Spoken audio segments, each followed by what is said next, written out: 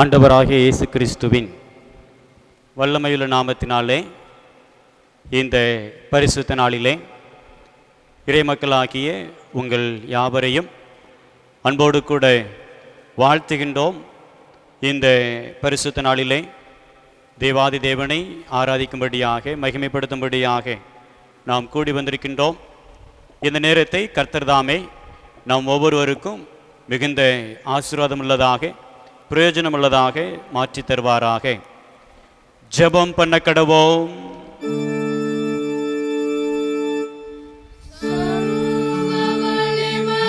கிருபைகள் மிகுந்த சர்வேசா,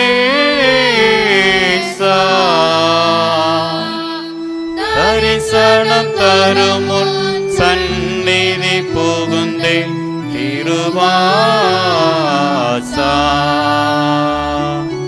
தரிசனம் தரும் முன் சந்நிதி புகுந்தே திருவாசா.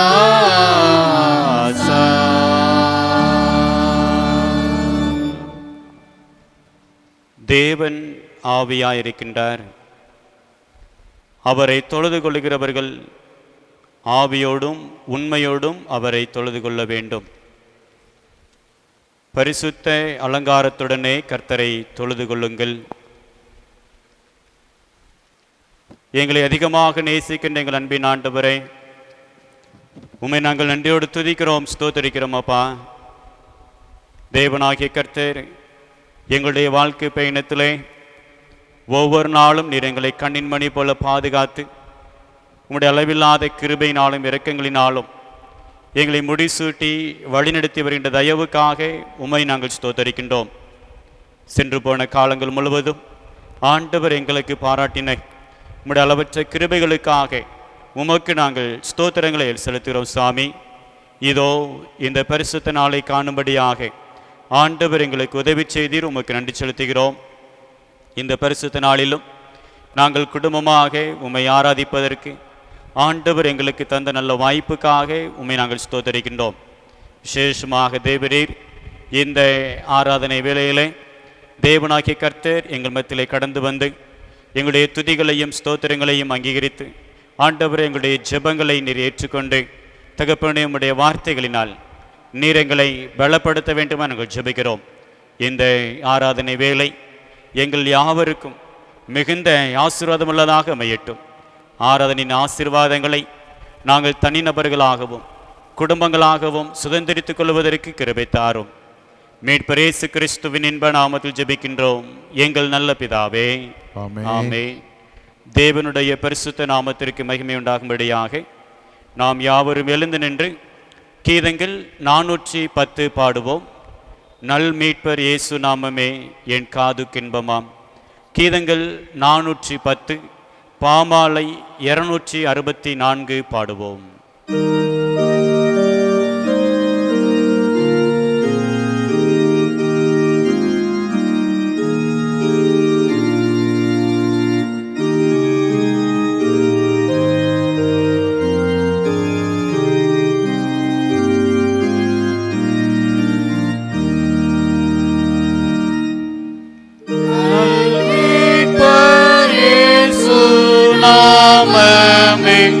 என் காதுக்கின்பமாம்.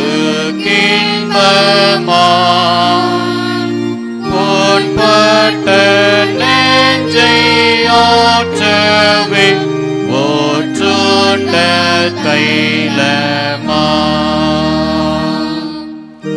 அன்னாமம் நைந்த ஆவியை நன்றாக தேற்றுமே.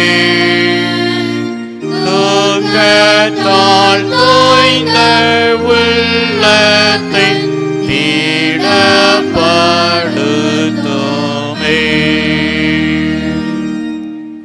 பசித்த ஆத்துமாவுக்கு மன்னாவை போலாகும்.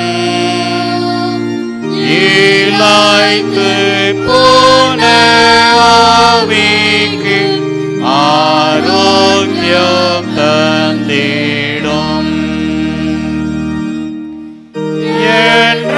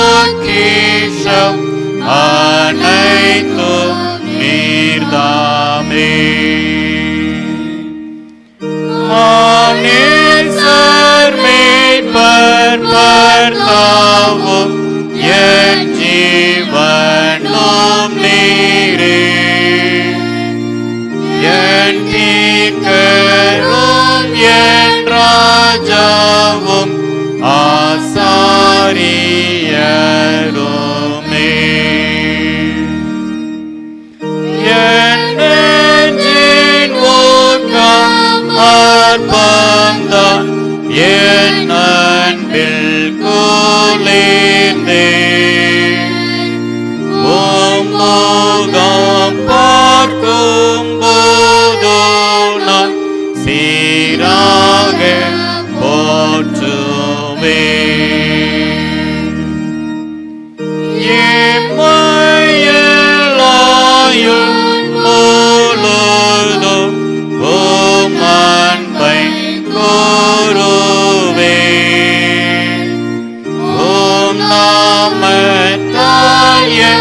சாவிலும் நானாரி தேரோவே.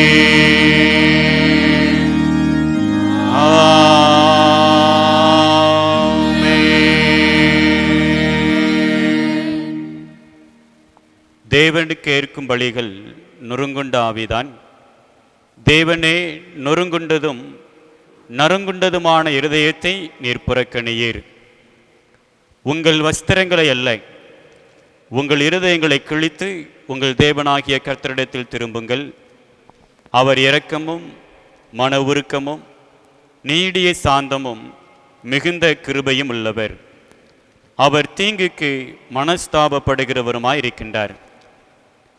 நம்முடைய தேவனாகிய ஆண்டவருக்கு விரோதமாக நாம் கலகம் பண்ணி அவர் நமக்கு முன்பாக வைத்த நியாய பிரமாணங்களின்படி நடக்கத்தக்கதாக நாம் அவருடைய சத்தத்திற்கு செவி கொடாமல் போனோம். ஆனாலும் நம்முடைய தேவனாகிய கர்த்தரிடத்தில் இரக்கங்களும் மன்னிப்புகளும் உண்டு.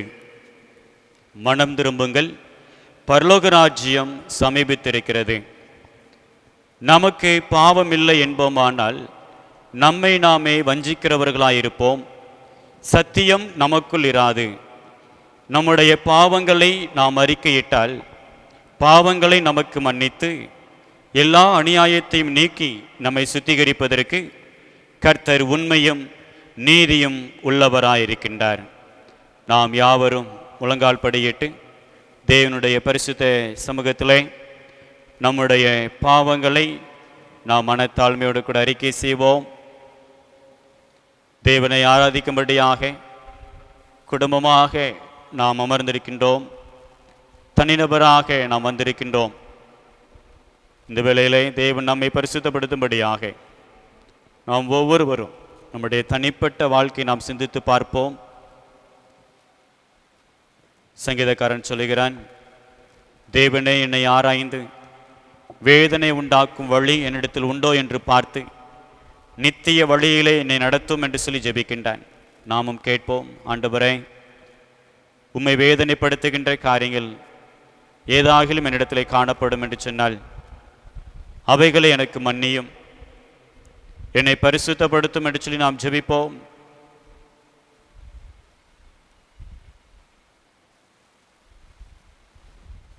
தேவனே, நீர் விரும்புகின்ற பரிசுத்தம் என்னுடைய வாழ்க்கையிலே காணப்படட்டு ராஜா.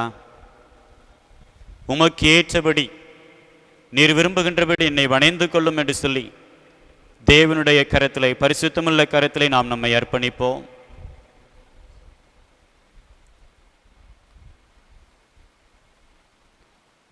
நம்முடைய எல்லா தவறுகளையும் பாவங்களையும் உணர்ந்தவர்களாக நாம் முழங்காலில் நின்ற வண்ணமாக பாவ அறிக்கை ஜெபத்திற்கு பதிலாக கீதங்கள் 461 முதலாவது மற்றும் 5வது கவிகளை நாம் பாடுவோம். நாம் முழங்காலில் நின்ற வண்ணமாக 461வது கீதங்களிலே முதலாவது மற்றும் 5வது கவிகளை மாத்திரம் நாம் பாடுவோம்.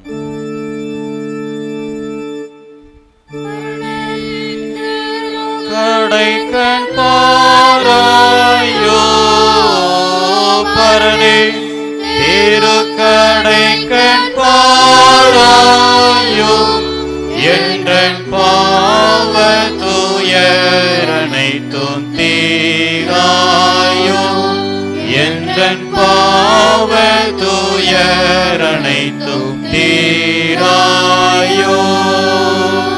தீரா இல்லாத என்னை முனியாமல், தீரா இல்லாத என்னை முனியாமல், யான் செய்த குற்றம் ஒன்றும் நினையாமல், யான் செய்த குற்றம்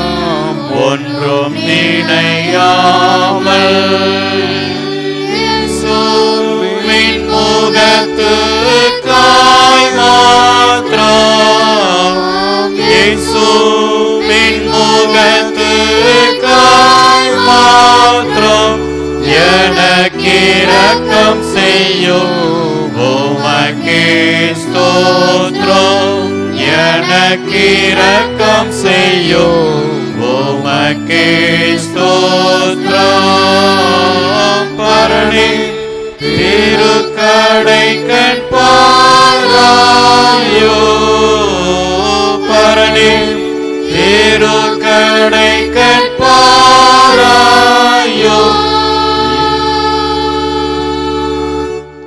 சர்வ வல்லமையும் மிகுந்த இரக்கமுள்ள ஆண்டவர், மன்னிப்பையும் பாவ நிவிர்த்தி நமக்கு கட்டளையிட்டருளி வாழ்க்கையை சீர்படுத்துவதற்கான கால அவகாசத்தையும் தமது பரிசுத்தாவின் கிருபையும் தேற்றுதலையும் தந்தருளுவாராக. பரமண்டலங்களில் இருக்கின்ற எங்கள் பிதாவே, உம்முடைய நாமம் பரிசுத்தப்படுவதாக, உம்முடைய ராஜ்யம் வருவதாக, உம்முடைய சித்தம் பரமண்டலத்திலே செய்யப்படுவது போல பூமியிலேயும் செய்யப்படுவதாக. அன்றைய அப்பத்தை எங்களுக்கு இன்று தாரும். எங்களுக்கு விரோதமாய் குற்றம் செய்தவர்களுக்கு நாங்கள் மன்னிக்கிறது போல எங்கள் குற்றங்களை எங்களுக்கு மன்னியும். எங்களை சோதனைக்குள் பிரவேசிக்க பண்ணாமல் தீமையினங்களை ரட்சித்துக் கொள்ளும். ராஜ்யமும் வல்லமையும் மகிமையும் என்னைக்கும் உடையவைகளே. ஆமென். ஆண்டவரே, எங்கள் உதடுகளை திறந்தருளும்.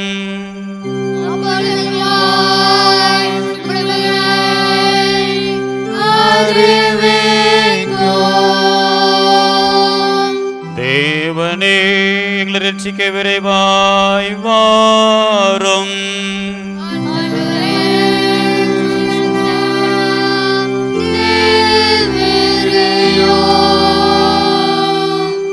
நாம் யாவரும் எழுந்து நிற்போம்.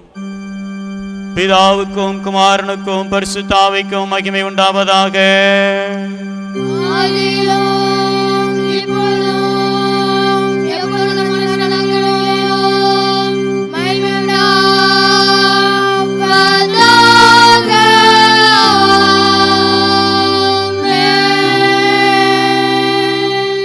கர்த்தரை துதியுங்கள்.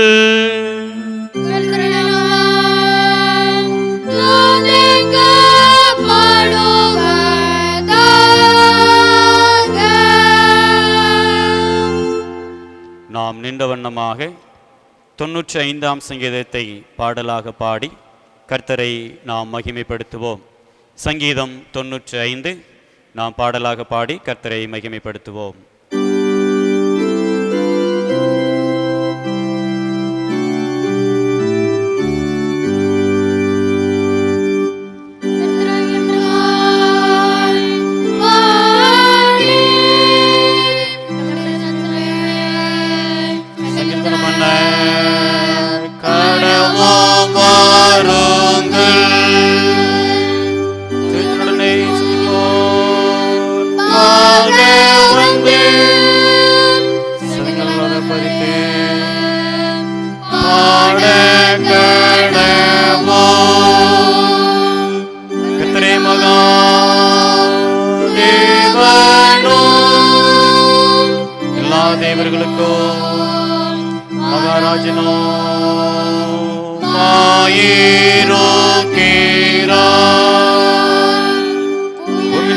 கையில் இருக்கிறது. பர்வதங்களின் உயரங்களும் அவருடையவைகள். சமுத்திரம் அவருடையது, அவரே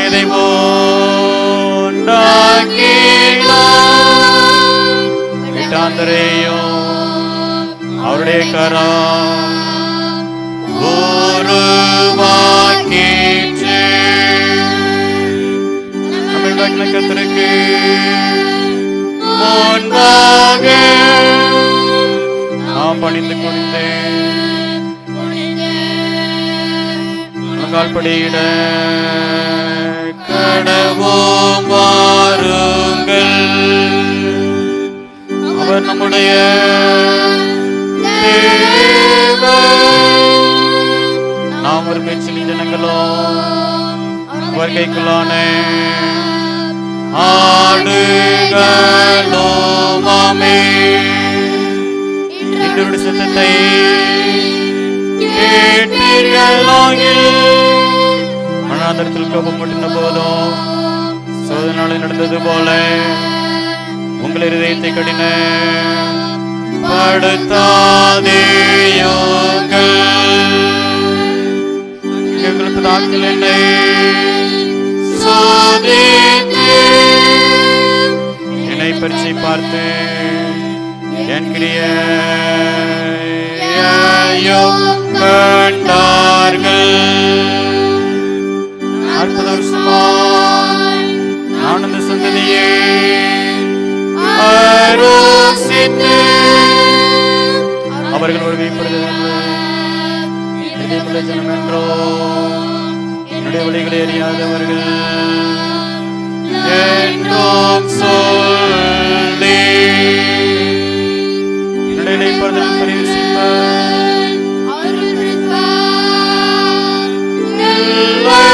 என்று என்னுடைய கோபத்திலே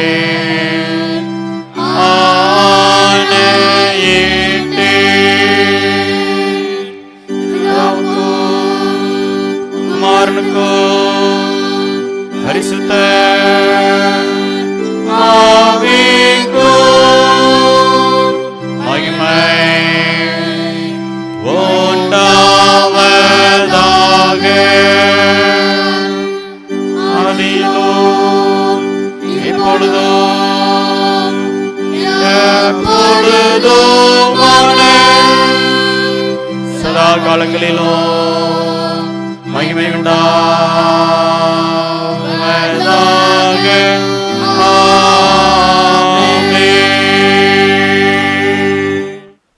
நாம் யாவரும் நின்ற வண்ணமாக முறையாய் வாசிக்க வேண்டிய சங்கீதம் 18வது சங்கீதம் 1வது வசனம் முதல் 16வது வசனம் முடிய. சங்கீதம் 18வது சங்கீதம் 1வது வசனம் முதல் 16வது வசனம் முடிய. என் பெலனாகிய கர்த்தாவே, உம்மில் அன்பு கூறுவேன். கர்த்தர் என் கன்மலையும் என் கோட்டையும் என் இரட்சகரும் என் தேவனும் நான் நம்பியிருக்கிற என் துருகமும் என் கேடகமும் என் இரட்சணிய கொம்பும் என் உயர்ந்த அடைக்கலமுமாயிருக்கின்றார். துதிக்கு பாத்திரராகிய கர்த்தரை நோக்கி கூப்பிடுவேன். அதனால் என் சத்துருகளுக்கு நீங்களாகி ரட்சிக்கப்படுவேன். மரண கட்டுகள் என்னை சுற்றி கொண்டது, துர்ச்சன பிரவாகம் என்னை பயப்படுத்தினது. பாதாள கட்டுகள் என்னை சூழ்ந்து கொண்டது, மரண கண்ணிகள் என் மேல் விழுந்தது. எனக்கு உண்டான நெருக்கத்திலே கர்த்தரை நோக்கி கூப்பிட்டு என் தேவனை நோக்கி அபயமிட்டேன். தமது ஆலயத்திலிருந்து என் சத்தத்தை கேட்டார். என் கூப்பிடுதல் அவர் சந்நிதியில் போய் அவர் செவிகளில் ஏறிற்று. அப்பொழுது பூமி அசைந்து அதிர்ந்தது. அவர் கோபம் கொண்டபடியால் பர்வதங்களின் அஸ்திபாரங்கள் குலுங்கி அசைந்தது. அவர் நாசியிலிருந்து புகை எழும்பிற்று. அவர் வாயிலிருந்து பட்சிக்கிற அக்கினி புறப்பட்டது. அதனால் தழல் மூண்டது. வானங்களை தாழ்த்தி இறங்கினார். அவர் பாதங்களின் கீழ் காரிருள் இருந்தது. கேருபின் மேல் ஏறி வேகமாய் சென்றார். காற்றின் செட்டைகளை கொண்டு பறந்தார். இருளை தமக்கு மறைவிடமாக்கினார். கரும்புணல்களையும் ஆகாயத்து கார்மேகங்களையும் தம்மை சூழக்கூடாரமாக்கினார். அவருடைய சந்நிதி பிரகாசத்தினால் அவருடைய மேகங்கள் பறந்து விலகிற்று. கல்மலையும் நெருப்பு தழலும் விழுந்தது. கர்த்தர் வானங்களிலே குமுறினார். உன்னதமானவர் தமது சத்தத்தை தொனிக்க பண்ணினார். கல்மலையும் நெருப்பு தழலும் விழுந்தது. அவர்களை சிதறடித்தார். மின்னல்களை பிரயோகித்து அவர்களை கலங்க பண்ணினார். அப்பொழுது கர்த்தாவே, உம்முடைய கண்டிதத்தினாலும் உம்முடைய நாசியின் சுவாச காட்சியினாலும் தண்ணீர்களின் மதகுகள் திறவுண்டு பூதலத்தின் அஸ்திபாரங்கள் காணப்பட்டது. உயரத்திலிருந்து அவர் கை நீட்டி என்னை பிடித்து ஜல பிரவாகத்தில் இருக்கிற என்னை தூக்கிவிட்டார்.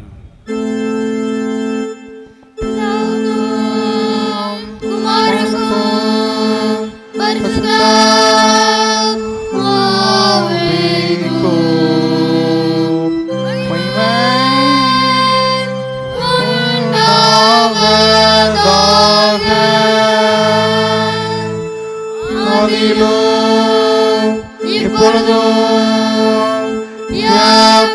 எப்பொழுதுமான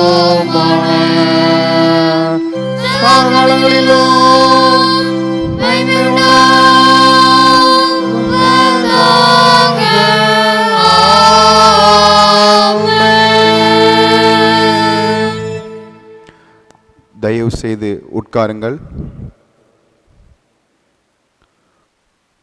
வாசிக்கும்படியாய் கொடுக்கப்பட்டுள்ள வேத பாடம் யோசுவாவின் புஸ்தகம் 1வது அதிகாரம் 1வது வசனம் முதல் 9வது வசனம் முடிய.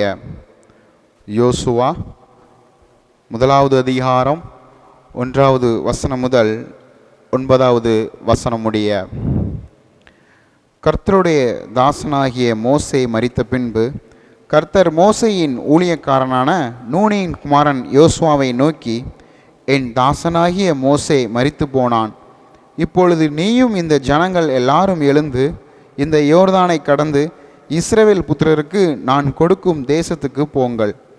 நான் மோசேக்கு சொன்னபடி உங்கள் காலடி மிதிக்கும் எவ்விடத்தையும் உங்களுக்கு கொடுத்தேன். வனாந்திரமும் இந்த லீபனும் தொடங்கி ஐபிராத்து நதியான பெரிய நதி மட்டுமுள்ள ஏத்தேரின் தேசம் அனைத்தும் சூரியன் அஸ்தமிக்கிற திசையான பெரிய சமுத்திரம் வரைக்கும் உங்கள் எல்லையாயிருக்கும். நீ உயிரோடு இருக்கும் நாளெல்லாம் ஒருவனும் உனக்கு முன்பாக எதிர்த்து நிற்பதில்லை. நான் மோசையோடே இருந்தது போல உன்னோடும் இருப்பேன். நான் உன்னை விட்டு விலகுவதும் இல்லை, உன்னை கைவிடுவதும் இல்லை. பலங்கொண்டு திடமனதாயிரு. இந்த ஜனத்தின் பிதாக்களுக்கு நான் கொடுப்பேன் என்று ஆணையிட்டு தேசத்தை நீ இவர்களுக்கு பங்கிடுவாய். என் தாசனாகிய மோசே உனக்கு கற்பித்த நியாய பிரமாணத்தின்படியெல்லாம் செய்ய கவனமாயிருக்க மாத்திரம் மிகவும் பலங்கொண்டு திடமனதாய் இரு. நீ போகும் இடமெல்லாம் புத்திமானாய் நடந்து கொள்ளும்படிக்கு அதை விட்டு வலது இடதுபுறம் விலகாதிருப்பாயாக. இந்த நியாயப்பிரமாண புஸ்தகம் உன் வாயை விட்டு பிரியாதிருப்பாயாக. இதில் எழுதியிருக்கிறவைகளின் படியெல்லாம் நீ செய்ய கவனமாயிருக்கும்படி இரவும் பகலும் அதை தியானித்து கொண்டிருப்பாயாக. அப்பொழுது நீ உன் வழியை வாய்க்க பண்ணுவாய், அப்பொழுது புத்திமானாயும் நடந்து கொள்ளுவாய். நான் உனக்கு கட்டளையிடவில்லையா? பலங்கொண்டு திடமனதாய் இரு, திகையாதே, கலங்காதே. நீ போகும் இடமெல்லாம் உன் தேவனாகிய கர்த்தர் உன்னோடே இருக்கிறார் என்றார். வாசிக்கும்படியாய் கொடுக்கப்பட்டுள்ள வேத பாடம் வாசித்து முடித்தாயிற்று. நாம் யாவரும் எழுந்து நின்று நம்முடைய விசுவாசத்தை அப்போஸ்தலர் விசுவாச பிரமாணத்தின் மூலமாக உறுதி செய்து கொள்வோம். வானத்தையும் பூமியையும் படைத்த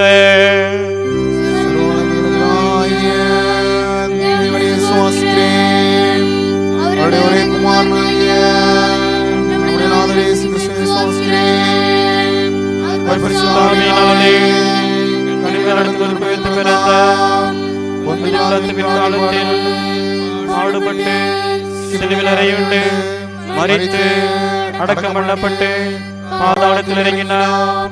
3ஆம் நாள் மனிதனுடன் எழுந்தருளினார். பரமண்டலத்துக்கு ஏறி சர்வ வல்லமையுள்ள பிதாவாகிய தேவனுடைய வலதுபுறத்திலே வீற்றிருக்கிறார். அவ்விடத்திலிருந்து உயிருள்ளவரையோ மரித்தோரையோ நியாயம் தீர்க்க வருவார். பரிசுத்த ஆவியை விசுவாசிக்கிறேன். பொதுவாயிருக்கிற பரிசுத்த சபையும் பரிசுத்த ஐக்கியமும் பாவ மன்னிப்பும் சரீரம் உயிர்த்தெழுதலும் நித்திய ஜீவனும் விசுவாசிக்கிறேன்.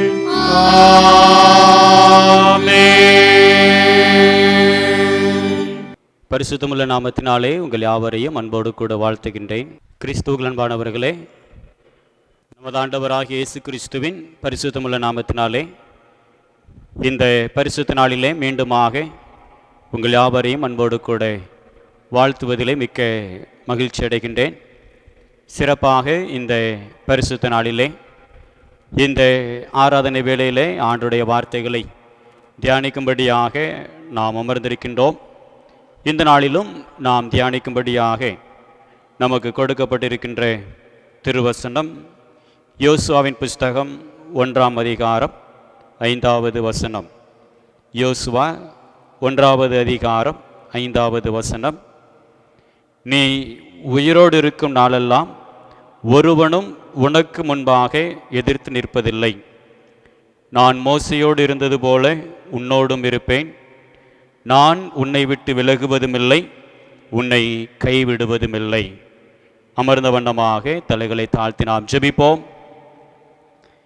எங்களை அதிகமாக நேசிக்கிற எங்கள் அன்பின் ஆண்டவரே, நீர் தந்த இந்த பரிசுத்த நாளுக்காக இந்த ஆராதனை வேலைக்காக ஆண்டவருக்கு நாங்கள் கொடி ஸ்தோத்திரங்களை செலுத்துகிறோம். தகப்பனே, இந்த வேளையிலும் உம்முடைய வார்த்தைகளை தியானிக்கும்படியாக நாங்கள் அமர்ந்திருக்கின்றோம். அப்பா, ஆண்டவர் எங்களோடு நீர் பேசுவீராக. உம்முடைய வார்த்தைகளினால் எங்களுடைய ஆவியிலும் ஆன்மாவிலும் சரீரத்திலும் புதிய பலனை பெற்றுக்கொள்ளும்படியாக கிருபை தாரும். மீட்பர் இயேசு கிறிஸ்துவின் இன்ப நாமத்தில் ஜெபிக்கின்றோம் எங்கள் நல்ல பிதாவே, ஆமேன். தயவு செய்து உட்காருங்கள். நீ உயிரோடு இருக்கும் நாளெல்லாம் ஒருவனும் உனக்கு முன்பாக எதிர்த்து நிற்பதில்லை. நான் மோசையோடு இருந்தது போல உன்னோடும் இருப்பேன். நான் உன்னை விட்டு விலகுவதுமில்லை, உன்னை கைவிடுவதுமில்லை. அன்பானவர்களே, தேவனாகிய கர்த்தர் தாம் தெரிந்து கொண்டு கிறிஸ்துவின் இரத்தத்தினால் மீட்டெடுத்த தம்முடைய ஜனங்களை தம்முடைய ராஜ்யத்தின் தூதுவர்களாக அவர் பயன்படுத்த விரும்புகின்றார். ஒருவேளை தூதுவர்கள் என்று சொல்லப்படுகின்ற பொழுது, இப்பொழுது நாம் அறிந்திருக்கின்றபடி நாடுகளுக்குள்ளாக ஒருவேளை ஒவ்வொரு நாடுகளுக்கும் இடையே நல்லுறவை ஏற்படுத்தும் வண்ணமாக ஒவ்வொரு நாட்டிலும் பிற நாடுகளின் தூதுவர்கள் தங்கள் நாட்டின் பிரதிநிதிகளாக, அதே வேளையில் இரு நாடுகளுக்கும் இடையே நல்லுறவை ஏற்படுத்துகின்ற கருவிகளாக செயல்படுகிறதை நாம் பார்க்கின்றோம். ஒருவேளை நம்முடைய இந்திய நாட்டிற்கான இந்த தூதுவர்கள் ஒவ்வொரு நாடுகளிலும் அங்கு அமர்த்தப்பட்டிருக்கின்றார்கள். அதே போல் மற்ற நாடுகளில் உள்ள தூதுவர்கள் அந்தந்த நாடுகளின் பிரதிநிதிகளாக அந்தந்த நாடுகளுக்கும் நம்முடைய நாட்டிற்கும் இடையே நல்லுறவை ஏற்படுத்த வேண்டும் என்கின்ற நோக்கத்தோடும் கூட அங்கு ஏற்படுத்தப்பட்டிருக்கின்றதை நாம் பார்க்கின்றோம். ஒருவேளை இவர்கள் மீது தேசமே ஒரு முழு நம்பிக்கையும் இங்கு வைத்திருக்கின்றது. தங்களுடைய பிரதிநிதிகளாக, ஒருவேளை இந்திய தேசத்தினுடைய பிரதிநிதிகளாகவோ மற்ற தேசத்தினுடைய பிரதிநிதிகளாகவோ இவர்கள் எங்களுடைய தேசத்தினுடைய தனித்துவத்தை மற்ற தேசங்களிலே எடுத்து காட்டுகின்ற மக்கள் என்கின்ற ஒரு தனிச்சிறப்பை அங்கு பெறுகின்றதை நாம் பார்க்கின்றோம். இவ்வாறு தூதுவர்களாக செயல்படுகின்றவர்களுக்கு தேவன் கொடுக்கின்ற ஆலோசனை, தூதுவர்களாக செயல்படுகின்றவர்களிடத்தில் தேவனாகிய கர்த்தர் எதிர்பார்க்கின்ற சில சிறப்பான குணாதிசயங்கள் என்ன என்று சொல்லி நான் பார்க்கின்ற பொழுது, அவரையே முழுமையாக சார்ந்திருக்க வேண்டும். டிபெண்டிங் ஆர் ரிலையிங் என்று சொல்லி நான் பார்க்கின்றோம். அன்பான கர்த்தருடைய பிள்ளைகளே, ஒருவேளை இங்கு தேவ ராஜ்யத்தின் தூதுவர்களாக இறைமக்களாகிய நாம் தேவனுடைய கிருபையினாலே இயேசு கிறிஸ்துவினுடைய இரத்தத்தினால் மீட்டெடுக்கப்பட்டு பரிசுத்த ஆவியின் நிறைவை பெற்றுக்கொண்டவர்களாக நாம் செயல்படும்படியாக நாம் அழைக்கப்பட்டிருக்கின்றோம். ஒருவேளை தேவனாகிய கர்த்தர் தம்முடைய குமாரனாகிய இயேசு கிறிஸ்துவையும் தம்முடைய ராஜ்யத்தின் சுவிசேஷத்தை அறிவிப்பதற்காக, தேவனுடைய ராஜ்யம் என்ன, அது நீதி, சமாதானம், பரிசுத்த ஆவியினால் உண்டாகும் சந்தோஷம், இவைகளை பறைசாற்றுவதற்காக அங்கு உலகிற்கு அனுப்பினார் என்று சொல்லி நாம் பார்க்கின்றோம். தேவனுடைய ராஜ்யம் என்பது அது புசிப்பும் குடிப்பும் அல்ல, அது நீதியும் சமாதானமும் பரிசுத்த ஆவியினால் உண்டாகும் சந்தோஷம் என்று சொல்லி ரோமர் 14வது அதிகாரம் 17வது வசனத்திலே நாம் வாசிக்கின்றோம். இந்த தேவனுடைய ராஜ்யத்தை குறித்து தான் ஆண்டவராகிய இயேசு கிறிஸ்துவும் தன்னுடைய ஊழியத்தின் பாதையிலே அவர் பறைசாற்றினாராம். மார்க்கு எழுதின சுவிசேஷம் 1வது அதிகாரம் 14வது வசனத்திலே இவ்வாறாக கூறப்பட்டிருக்கிறது. மார்க்கு 1:14, யோவான் காவலில் வைக்கப்பட்ட பின்பு இயேசு கலிலேயாவிலே வந்து தேவனுடைய ராஜ்யத்தின் சுவிசேஷத்தை பிரசங்கித்து, இயேசு கலிலேயாவிலே வந்து தேவனுடைய ராஜ்யத்தின் சுவிசேஷத்தை பிரசங்கித்தார் என்று சொல்லி இங்கு கூறப்பட்டிருக்கிறது.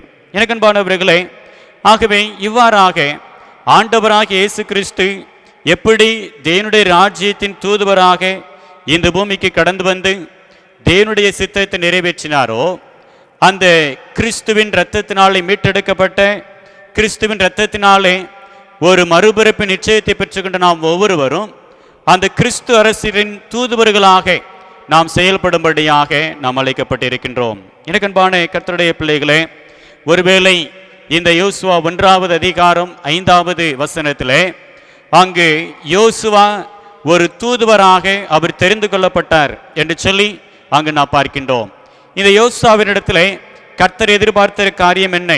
அது மாத்திரமல்ல, கிறிஸ்துவனுடைய ராஜ்யத்தின் தூதுவர்களாக, கிறிஸ்து அரசரின் தூதுவர்களாக செயல்படும்படியாக அழைக்கப்பட்டிருக்கிற நம்மிடத்திலே கிறிஸ்துவானவர் எதிர்பார்க்கின்ற காரியம் என்ன என்பதைத்தான் இந்த நாளிலே நாம் சிந்திக்க இருக்கின்றோம். இந்த நாளிலே முதலாவதாக நாம் வாசிக்க கேட்ட இந்த வேத பகுதியாகிய யோசுவா 1வது அதிகாரத்தை நாம் எடுத்து வைத்துக் கொள்வோம்.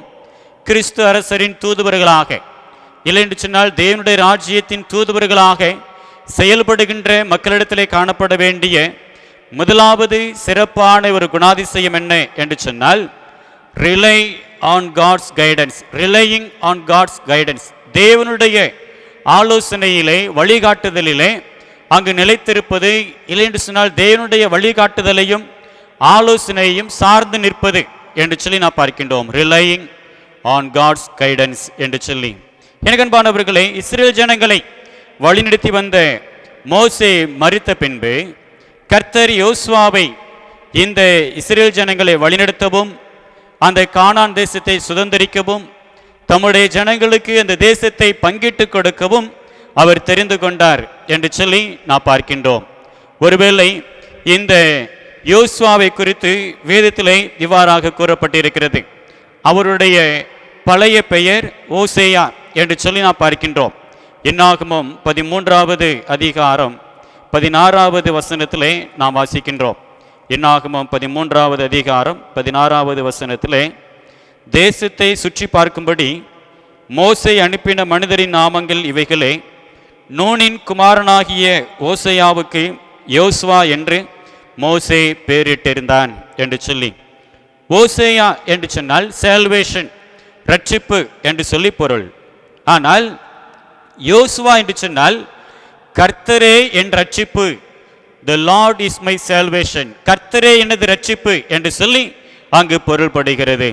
அது மாத்திரமல்ல, இந்த மோசே யோசுவாவை தான் தனக்கு அடுத்த ஒரு ஊழியக்காரனாக கர்த்தருடைய ஆலோசனையின்படி, வழிநடத்துதலின்படி அவர் தெரிந்து கொண்டார் என்று சொல்லி நான் பார்க்கின்றோம். யாத்ராகமம் 24வது அதிகாரம் 13வது வசனத்திலே வாசிக்கின்றோம். யாத்ராகமம் 24:13, அப்பொழுது மோசே தன் ஊழியக்காரனாகிய யோசுவாவோடு எழுந்து போனான் என்று சொல்லி. மோசே தன் ஊழியக்காரனான யோசுவாவோடு எழுந்து போனான் என்று சொல்லி இங்கு கூறப்பட்டிருக்கிறது. இன்னுமாக என்னாகமம் 27வது அதிகாரம் 22, 23 வசனங்களை நாம் வாசிக்கின்ற பொழுது அங்கும் இந்த யோசுவா மோசேக்கு அடுத்த ஒரு ஊழியக்காரனாக அங்கு தேர்ந்தெடுக்கப்பட்டார் என்று சொல்லி நான் பார்க்கின்றோம். அங்கு நான் வாசிக்கின்றோம். என்னாகமம் 27வது அதிகாரம் 22வது வசனத்திலே, மோசே தனக்கு கர்த்தர் கட்டளையிட்டபடியே யோசுவாவை அழைத்து கொண்டு போய் அவனை ஆசாரியனாகிய எலியேசாருக்கும் சபை அனைத்திற்கும் முன்பதாக நிறுத்தினான் என்று சொல்லி இங்கு கூறப்பட்டிருக்கிறது. எனக்கு அன்பான கர்த்தருடைய பிள்ளைகளே, இவ்வாறாக தேவனுடைய ஆலோசனையின்படி, தேவனுடைய திட்டத்தின்படி மோசேயின் மூலமாக தனக்கு அடுத்த ஊழியக்காரனாக ஏற்படுத்தப்பட்ட இந்த யோசுவாவின் இடத்துல இந்த மூன்றையும் நிறைவேற்ற, இஸ்ரேல் ஜனங்களை வழிநடத்தவும், அந்த கானான் தேசத்தை சுதந்திரிக்கவும், அந்த தேசத்தை மக்களுக்கு பங்கிட்டு கொடுக்கவும், இந்த மூன்றையும் நிறைவேற்ற இந்த யோசுவா தன்னுடைய ஆலோசனையை, தன்னுடைய வழிகாட்டுதலை அவன் சார்ந்திருக்க வேண்டும் என்று சொல்லி கர்த்தர் இங்கு கூறுகின்றதை நாம் பார்க்கின்றோம்.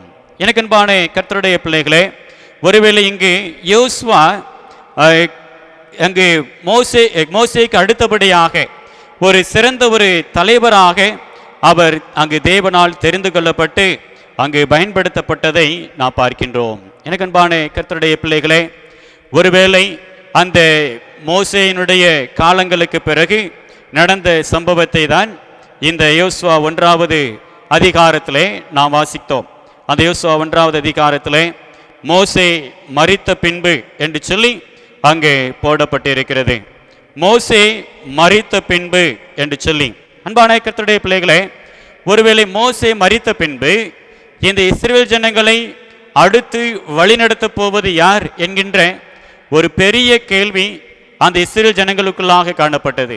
தேவனாகிய கர்த்தர் அந்த மக்களுடைய எல்லா ஏக்கங்களையும் அந்த மக்களுடைய எல்லா எதிர்பார்ப்புகளையும் நிறைவேற்றும் வண்ணமாக இந்த யோசுவாவை அவர் தீர்மானித்திருந்தார், அவர் முன் குறித்திருந்தார் என்று சொல்லி நாம் பார்க்கின்றோம். ஒருவேளை அந்த யோசுவாவுக்கு கொடுக்கப்பட்ட கட்டளைகளிலே எந்த கட்டளை பிரதானமானது என்று சொல்லி நான் பார்க்கின்ற பொழுது, யோசுவா 1வது அதிகாரம் 2வது வசனத்திலே, என் தாசனாகிய மோசே மரித்து போனான், இப்பொழுது நீயும் இந்த ஜனங்கள் எல்லாரும் எழுந்து இந்த யோர்தானை கடந்து இஸ்ரவேல் புத்திரருக்கு நான் கொடுக்கும் தேசத்துக்கு போங்கள் என்று சொல்லி, இப்பொழுது நான் கொடுக்கும் அந்த தேசத்திற்கு நீங்கள் செல்ல வேண்டும் என்று சொல்லி அங்கு கர்த்தர் யோசுவாவுக்கு கட்டளை கொடுக்கின்றதை நாம் பார்க்கின்றோம். ஒருவேளை இப்படியாக என்னுடைய கட்டளையின்படி, என்னுடைய ஆலோசனையின்படி, என்னுடைய வழிகாட்டுதலின்படி நீ செல்லுகிற பொழுது நான் மோசையோடு இருந்தது போல உன்னோடும் இருப்பேன். நான் மோசேக்கு சொன்ன எல்லா காரியங்களையும் உன்னுடைய வாழ்க்கையில் நிறைவேற்றுவேன் என்று சொல்லி தேவன் அங்கு சொல்லுகின்றதை நாம் பார்க்கின்றோம். அதைத்தான் 3வது வசனத்தில் அவர் கூறுகின்றார், நான் மோசேக்கு சொன்னபடி உங்கள் காலடி மிதிக்கும் எவ்விடத்தையும் உங்களுக்கு கொடுத்தேன் என்று சொல்லி 5வது வசனத்திலே கூறுகின்றார், நான் மோசையோடு இருந்தது போல உன்னோடும் இருப்பேன் என்று சொல்லி, இப்படியாக நான் மோசையோடு எப்படியெல்லாம் இருந்து இந்த மோசையை வழிநடத்தினேனோ அதே போல யோசுவாவாகிய உன்னோடும் இருந்து உன்னை வழிநடத்துவதற்கு நான் வல்லவராக இருக்கிறேன் என்று சொல்லி இங்கு கர்த்தர் கூறுகின்றதை நாம் பார்க்கின்றோம். எனக்கு அன்பான கர்த்தருடைய பிள்ளைகளே, ஒருவேளை அந்த மோசேனுக்காக இஸ்ரவேல் ஜனங்கள் துக்க நாட்களை அனுசரித்தார்கள்.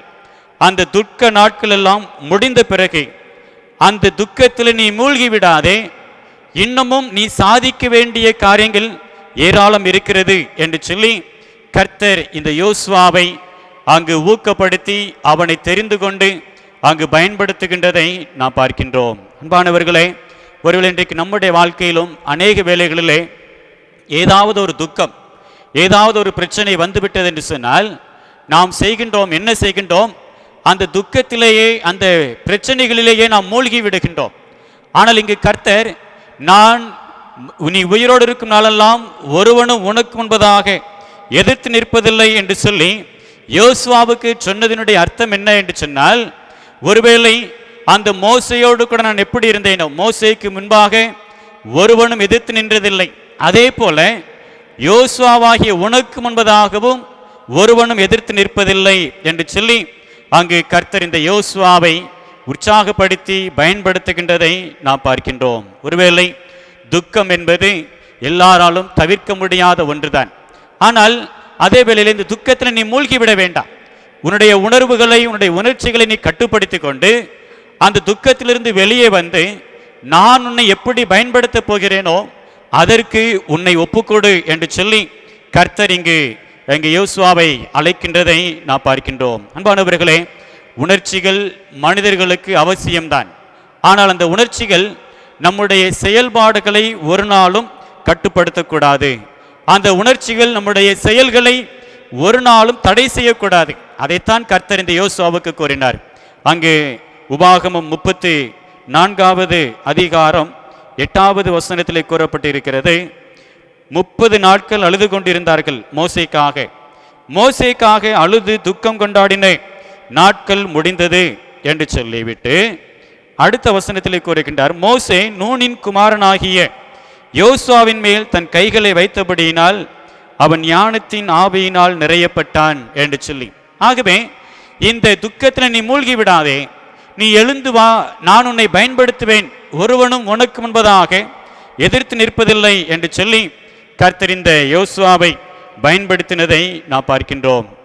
அங்கே உளவியலாளர்கள் சொல்லுகின்றார்கள், சைக்காலஜிஸ்ட் சொல்லுகின்றார்கள், our emotions becomes substitute for our actions என்று சொல்லி. அநேக வேளைகளிலே நம்முடைய உணர்ச்சிகள் நம்முடைய செயல்களுக்கு பதிலீடாக அங்கு மாறிவிடுகிறது என்று சொல்லி.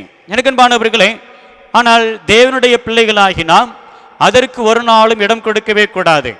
தேவனுடைய ராஜ்யத்தின் தூதுவர்களாக கிறிஸ்து அரசரின் தூதுவர்களாக செயல்படும்படியாக அழைக்கப்பட்டிருக்கின்ற நாம் நம்முடைய உணர்ச்சிகள், நம்முடைய தோல்விகள், நம்முடைய கண்ணீர்கள், நம்முடைய வாழ்க்கையின் அடுத்த கட்ட செயல்பாடுகளுக்கு அது தடையாக இருக்கக்கூடாது.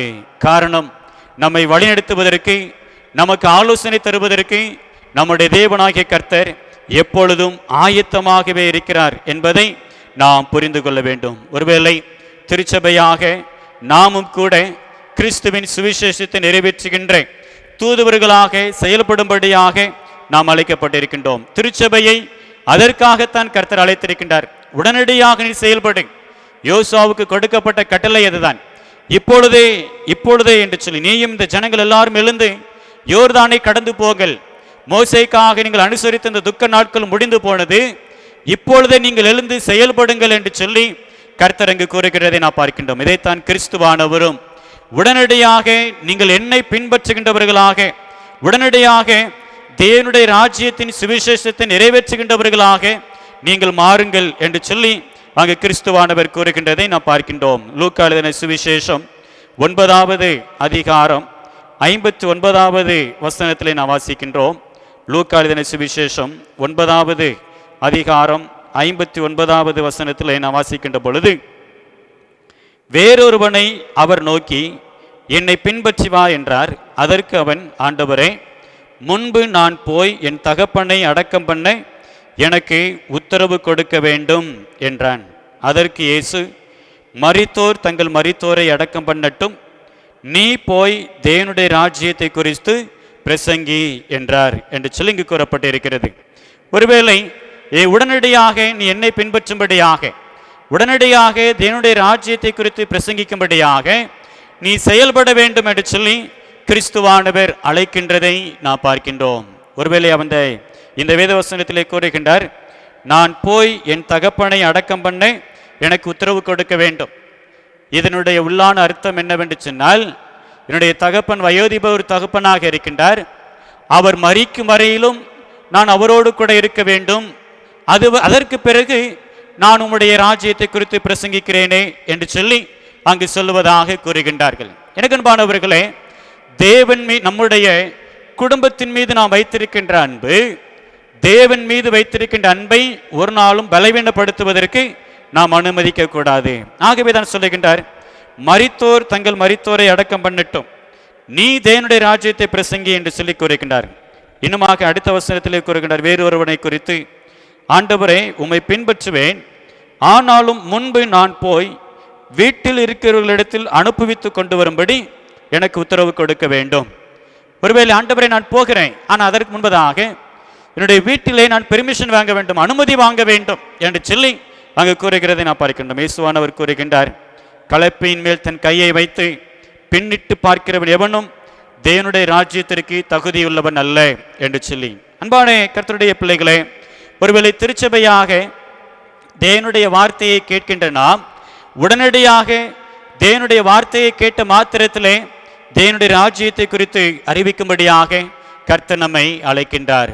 தேவன் கொடுக்கின்ற வழிகாட்டுதல், தேவன் கொடுக்கின்ற ஒரு ஆலோசனை நிச்சயமாக அது நம்முடைய வாழ்க்கையிலே நம்மை ஊக்கப்படுத்தக்கூடியதாக, உற்சாகப்படுத்தக்கூடியதாக அங்கு அமைகிறதை நாம் பார்க்கின்றோம். இங்கு யோசுவாவை பார்த்து கர்த்தர் அதைத்தான் சொன்னார், நீ உயிரோடு இருக்கும் நாளெல்லாம் ஒருவனும் உனக்கு முன்பதாக எதிர்த்து நிற்பதில்லை என்று சொல்லி அந்த வார்த்தை அங்கு யோசுவாவுக்கு ஒரு ஊக்கமூட்டக்கூடியதாக அங்கு அமைந்தது என்று சொல்லி நாம் பார்க்கின்றோம். யோசுவா 1வது அதிகாரம் 9வது வசனத்திலே கூறுகின்றார், நான் உனக்கு கட்டளையிடவில்லையா?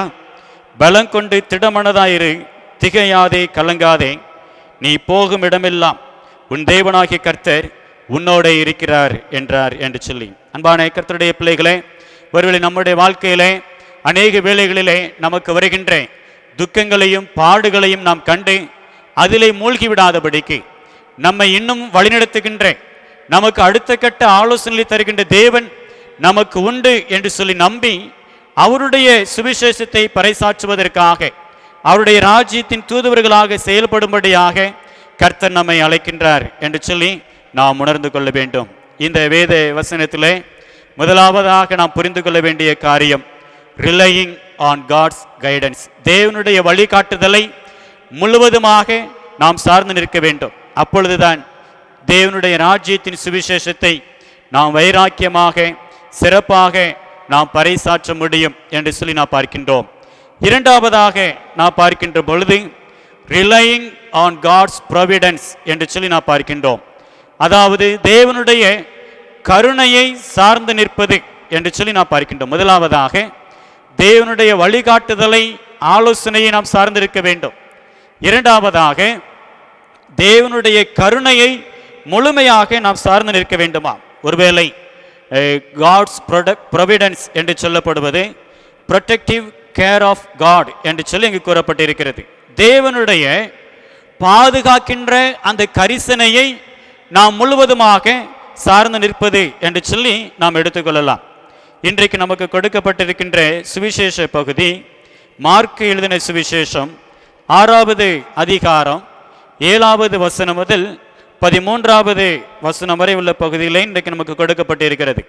அன்பானவர்களே, தேவனுடைய ராஜ்யத்தின் தூதுவர்களுக்கு, தேவனுடைய ராஜ்யத்தின் தூதுவர்களாக செயல்படுகின்றவர்களுக்கு தேவனுடைய கருணை எப்பொழுதும் உண்டு என்பதை இந்த வேத பகுதி நமக்கு உணர்த்துகின்றது.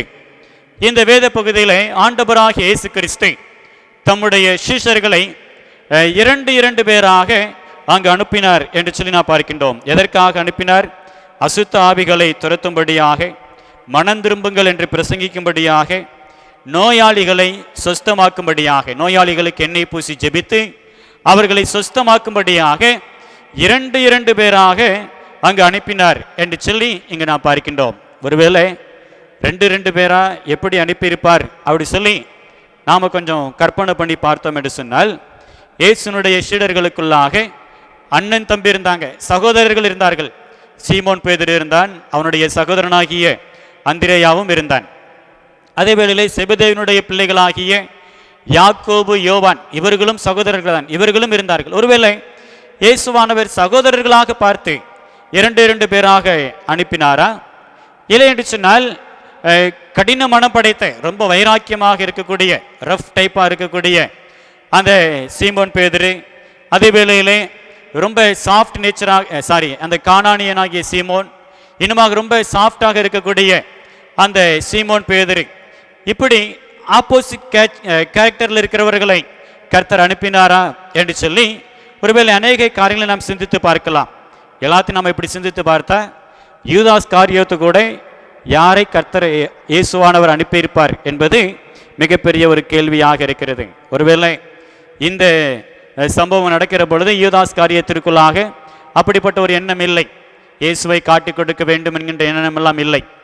அன்பான கர்த்தருடைய பிள்ளைகளே, ஏன் இரண்டு பேராக அனுப்பினார் என்று சொல்லி நான் பார்க்கின்ற பொழுது, ஒருவர் சோர்வடைகிற பொழுது மற்றொருவர் அவர்களை பலப்படுத்த முடியும். ஆகவே தான் பிரசங்கி 4வது அதிகாரம் 9-10 வசனங்களிலே இவ்வாறாக கூறப்பட்டிருக்கிறது. பிரசங்கி 4வது அதிகாரம் 9வது 10வது வசனங்களிலே வாசிக்கின்றோம். ஒண்டியாயிருப்பதிலும் இருவர் கூடியிருப்பது நலம், அவர்களுடைய பிரயாசத்தினால் அவர்களுக்கு நல்ல பலனுண்டாகும். ஒருவன் விழுந்தால் அவன் உடனாளி அவனை தூக்கி விடுவான். ஒண்டியாயிருந்து விழுகிறவனுக்கு ஐயோ, அவனை தூக்கிவிட துணை இல்லையே. ஒருவேளை ஒருவர் சோர்வடைகிற பொழுது மற்றொருவர் பலப்படுத்த வேண்டும் என்பதற்காக இரண்டு பேராக அனுப்பியிருக்கலாம். இன்னொன்று, அந்த யூதர்கள் 2 அல்லது 3 சாட்சிகளை தான் அங்கு ஏற்றுக்கொள்வார்கள்.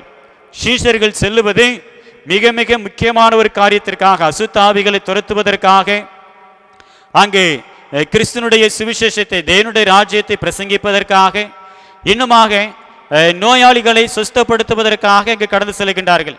இது சாதாரணமான ஒரு காரியம் அல்ல, இதற்கு சாட்சிகள் அவசியம். ஆகவேதான் 2 சாட்சிகள் அல்லது அதற்கு மேலானது தேவை என்பது அந்த யூத பிரமாணங்களிலே ஒன்று என்று சொல்லி நாம் பார்க்கின்றோம். உபாகமம் 19வது அதிகாரம் 15வது வசனத்திலே நாம் வாசிக்கின்றோம். உபாகமம் 19:15 நாம் வாசிக்கின்ற பொழுது அங்கு இவ்வாறாக கூறப்பட்டிருக்கிறது. ஒருவன் எந்த அக்கிரமத்தையாவது எந்த பாவத்தையாவது செய்தான் என்று சொல்லப்பட்டால் ஒரே சாட்சியினால் நியாயம் தீர்க்கக்கூடாது. 2-3 சாட்சிகளுடைய வாக்கினாலே காரியம் நிலைவரப்பட வேண்டும். ஒரே சாட்சி ஏற்றுக்கொள்ளப்படக்கூடாத ஒன்று. 2-3 சாட்சிகள் அவசியம். இது யூதர்களுக்கு கொடுக்கப்பட்ட ஒரு நியாய பிரமாணம். ஆகவேதான் இயேசுவானவர் அந்த தேவனுடைய ராஜ்யத்தை பிரசங்கிப்பதற்காக 2 சீஷர்களாக அங்கு அனுப்பினார் என்று சொல்லி நாம் பார்க்கின்றோம். இன்னுமாக லூக்கா எழுதின சுவிசேஷம் 10வது அதிகாரத்தில் நாம் பார்க்கின்ற பொழுதும் 70 பேரை கிறிஸ்துவானவர் அனுப்புகிற பொழுதும் 2 பேராக அங்கு அனுப்பினார் என்று சொல்லி நாம் பார்க்கின்றோம்.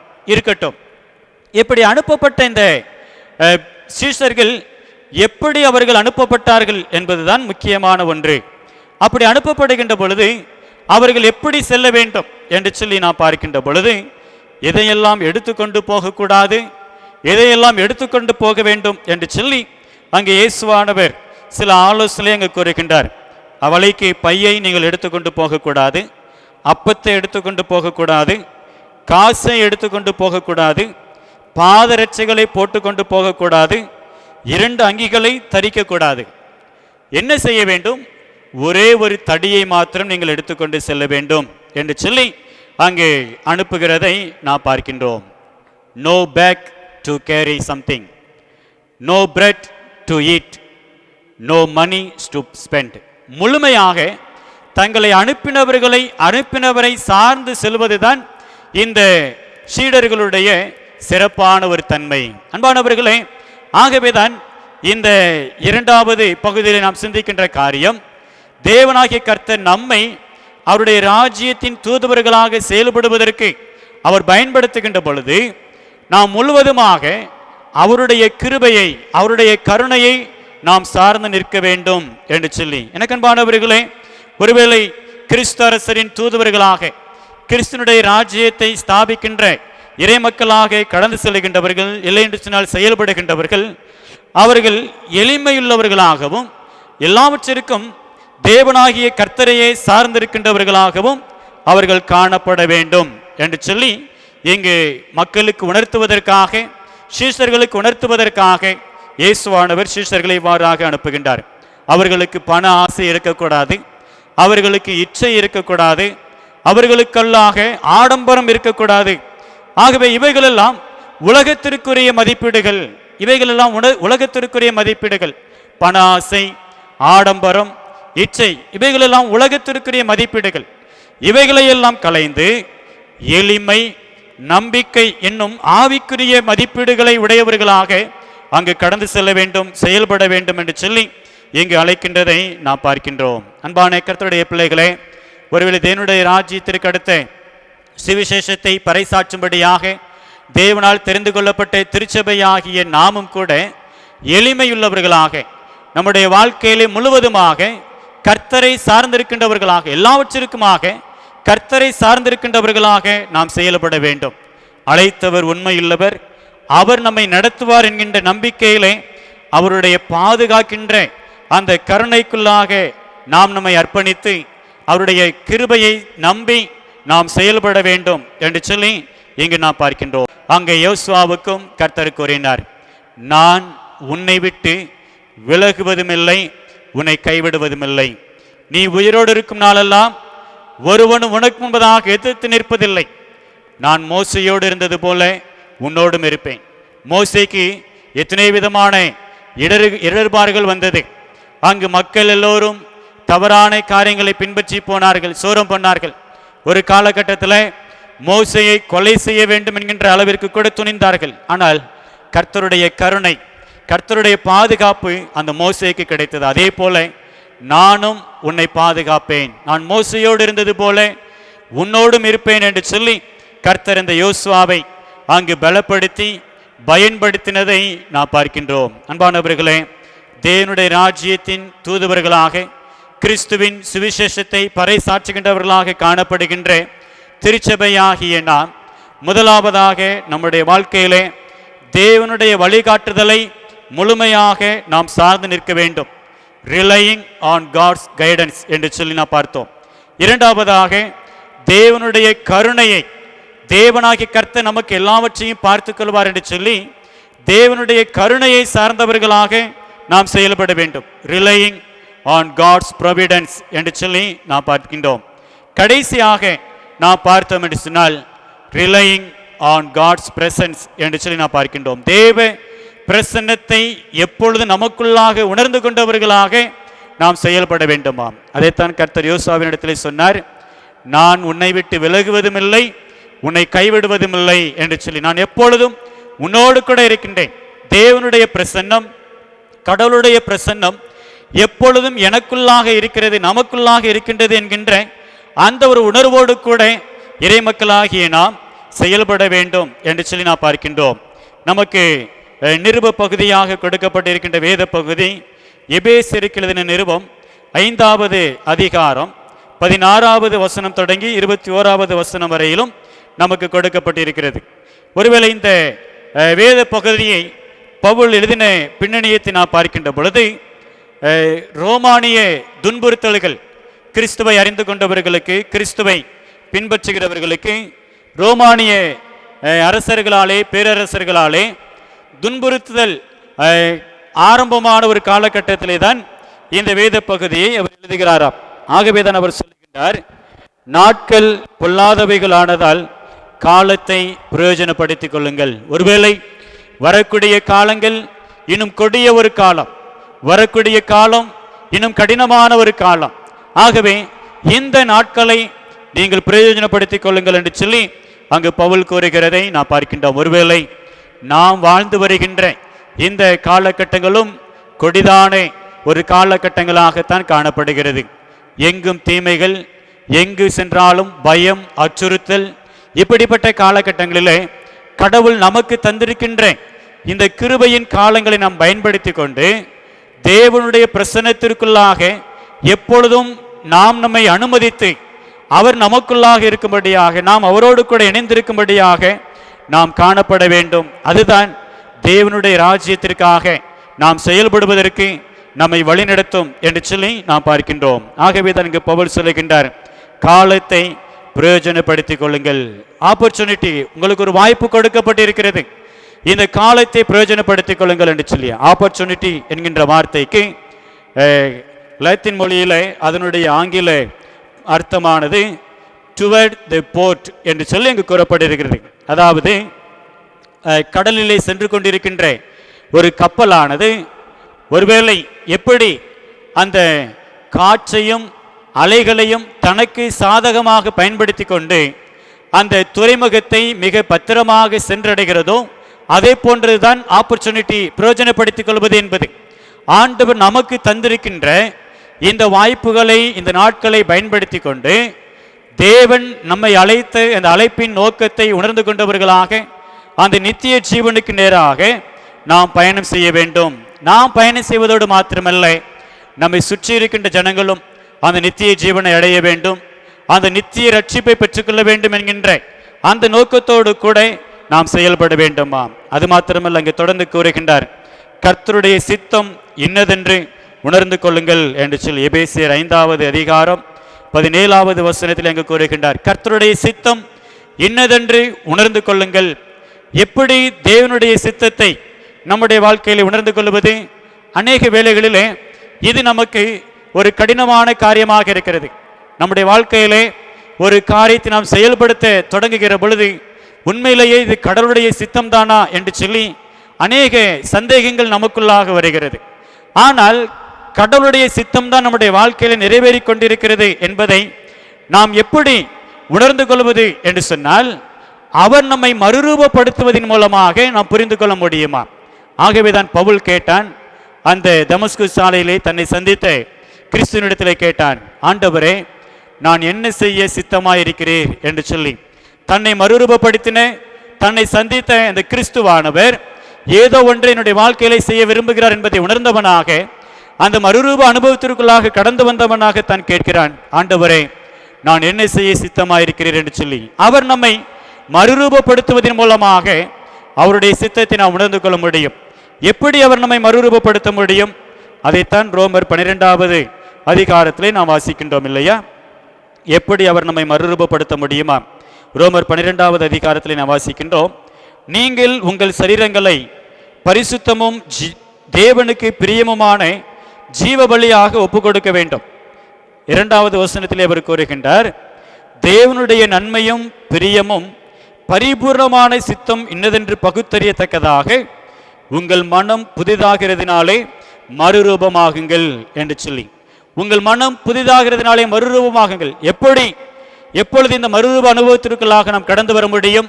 நம்மை முழுமையாக தேவனுக்காக அர்ப்பணிக்கின்ற பொழுது, நம்மை முழுவதுமாக கிறிஸ்துவுக்காக அர்ப்பணித்து அவருடைய பிரசன்னத்திற்குள்ளாக நாம் கடந்து வருகின்ற பொழுது இந்த மறுரூப அனுபவத்தை நாம் பெற்றுக்கொள்கின்றோம். எனக்கன்பான கர்த்தருடைய பிள்ளைகளே, அவருடைய மறுரூப அனுபவத்தை பெற்றுக்கொண்டவர்கள் அவருடைய ஆவியினால் நிரப்பப்பட்டவர்களாக என்னாலும் அவருக்காக நன்றி நிறைந்த உள்ளத்தோடு கூட நாம் வாழ முடியும் என்று சொல்லி நாம் பார்க்கின்றோம். இதுதான் எப்பொழுதும் தேவ பிரசன்னத்தை சார்ந்து இருப்பது.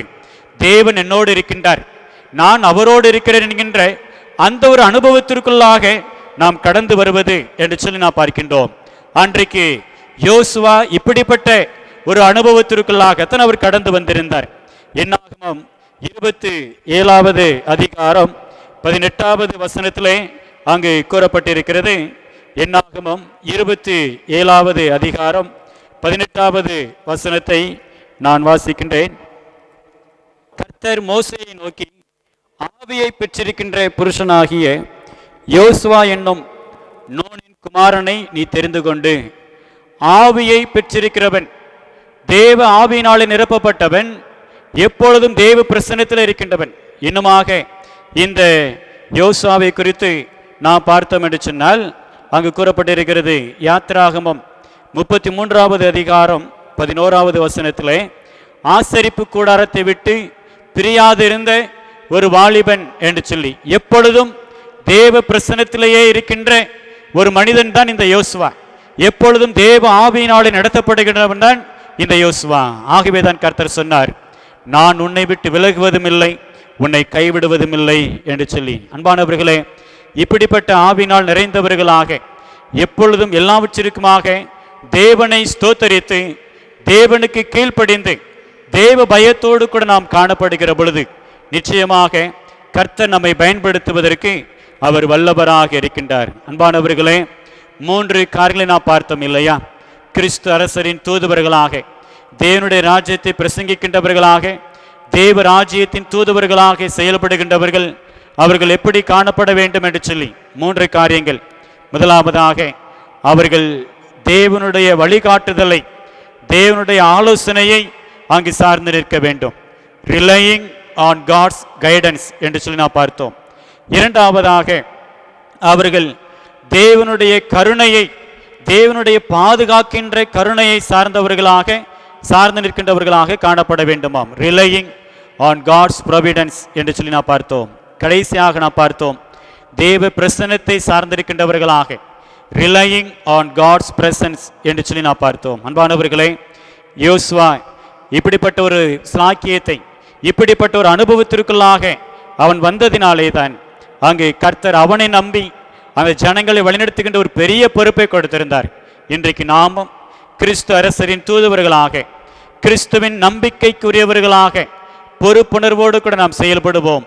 நிச்சயமாக ஆண்டவர் நம்மை கொண்டு ஒரு பெரிய காரியங்களை செய்வார். நாம் பாடுகின்றோம் இல்லையா? எந்த சூழ்நிலையும் அவர் அன்பினின்று என்னை பிரிக்காது காத்து கொள்ளுவார், என்னை நம்பி அவர் தந்த பொறுப்பதனை அவர் வரும் வரை காத்துக்கொள்வேன்.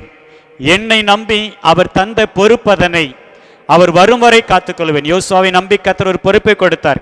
அந்த ஜனங்களை வழிநடத்த வேண்டும், கானான் தேசத்தை சுதந்திரிக்க வேண்டும், அந்த தேசத்தை பங்கிட்டு கொடுக்க வேண்டும் என்று சொல்லி இன்றைக்கு ஆண்டவர் தேவனுடைய பிள்ளைகளாகி நம்மை நம்பி ஒரு பொறுப்பை கொடுத்திருக்கின்றார். என்ன பொறுப்பு? அவருடைய சுவிசேஷத்தை அறிவிக்கின்ற, தேவனுடைய ராஜ்யத்தின் சுவிசேஷத்தை பிரசங்கிக்கின்ற பொறுப்பு. இதனை நாம் நிறைவேற்றுவோம். கிறிஸ்து அரசரின் தூதுவர்களாக, தேவனுடைய ராஜ்யத்தின் தூதுவர்களாக நாம் செயல்படுவோம். நம் மூலமாக ஒரு கூட்ட ஜனங்கள் அந்த நித்திய ஜீவனை பெற்றுக்கொள்ளட்டும். தேவன் தாமே நம் ஒவ்வொருவரையும் அவருடைய தூதுவர்களாக பயன்படுத்துவாராக.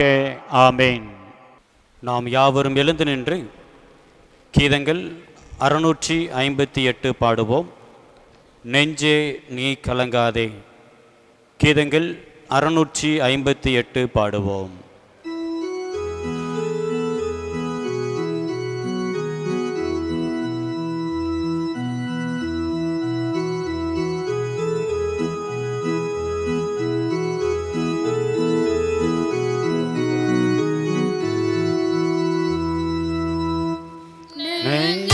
நீ கலங்காதே,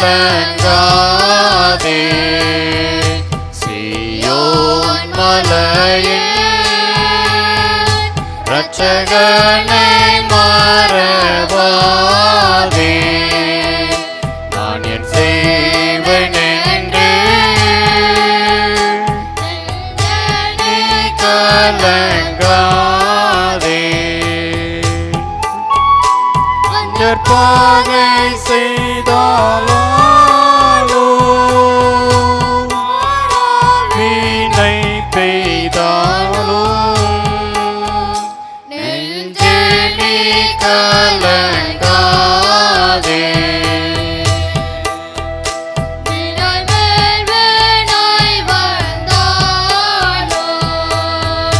பெண் சாதி பிள்ளை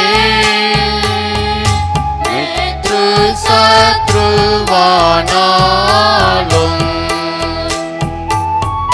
மலையோடு கொள்ளை போனாலும் வானம் இடிந்து வீழ்ந்தாலும் நெஞ்சே நீ கலங்காதே.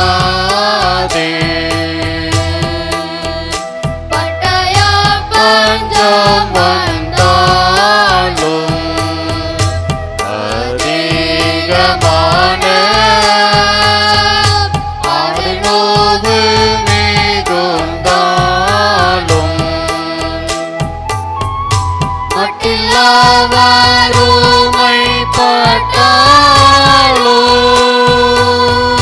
மனுஷர் எல்லை விட்டாலும் நெஞ்சே நீ கலங்காதே.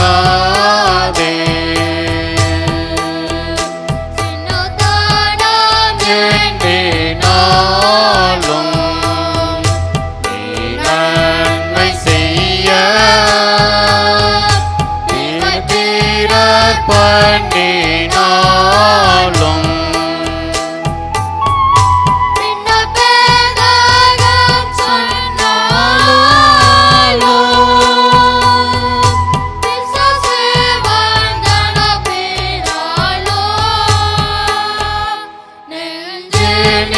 கலங்காதே.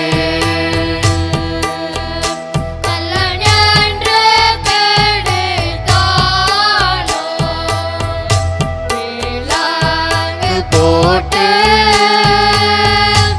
அவளில் வைத்தடித்தாலும்